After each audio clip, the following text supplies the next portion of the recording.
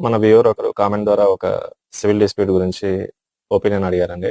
Brother, నేను మీ total comment చదివాను. So, దీంట్లో వచ్చేసి మెయిన్‌గా 2 పాయింట్స్ మిస్ అయ్యాయి. అందులో ఏంటంటే ఒకటి, మీ నాన్నమ్మ గారు బతికున్నారా లేదా అనేది ఒకటి. తర్వాత వచ్చేసి సెకండ్ వన్, మీకు మీ ఫాదర్ గారికి మరియు మీ పెదనాన్న గారికి మధ్య పార్టిషన్ జరిగినది రిజిస్టర్ అయిందా లేదా అనేసి మెన్షన్ చేయలేదు. ఈ 2 పాయింట్స్ మిస్ అయ్యాయి. బట్ మీరిచ్చినటువంటి పాయింట్స్ ప్రకారం అయితే ఏదైతే ఆస్తిలో, మా తాతగారి ఆస్తిలో నాకు కూడా వాటా వస్తుందనేసి మీ పెదనాన్న కొడుకు ఉద్దేశపూర్వకంగా చేసినటువంటి కేసులో ఆయన గెలిచే ఛాన్సెస్ లేవండి. ఎందుకంటే అందులో 2 మెయిన్ బిగినర్స్ మిస్టేక్స్ ఉన్నాయి. ఫస్ట్ వన్ వచ్చేసి, ఆయన అందులో కేవలం మీకొచ్చినటువంటి ప్రాపర్టీలో మాత్రమే నాకు పార్టిషన్ కావాలనేసారు. అదే వాళ్ళ నాన్న పేరు మీద వచ్చినటువంటి ప్రాపర్టీని మెన్షన్ చేయలేదు కాబట్టి, అలా ఏ పార్టిషన్ సూట్స్‌లో కూడా ఒక ప్రాపర్టీని దాచిపెట్టి ఒక ప్రాపర్టీలో మాత్రమే పార్టిషన్ కావాలని అడగడం అనేది చెల్లదు. అట్ ద సేమ్ టైమ్ ఆయన మనవడిగా హక్కు అడిగేటప్పుడు మీరు కూడా మీ తాతకు మనవడే కాబట్టి మిమ్మల్ని కేసులో చేర్చకుండా కేవలం మీ నాన్నని, మీ మదర్‌ని మాత్రమే చేర్చి కేసు వేసి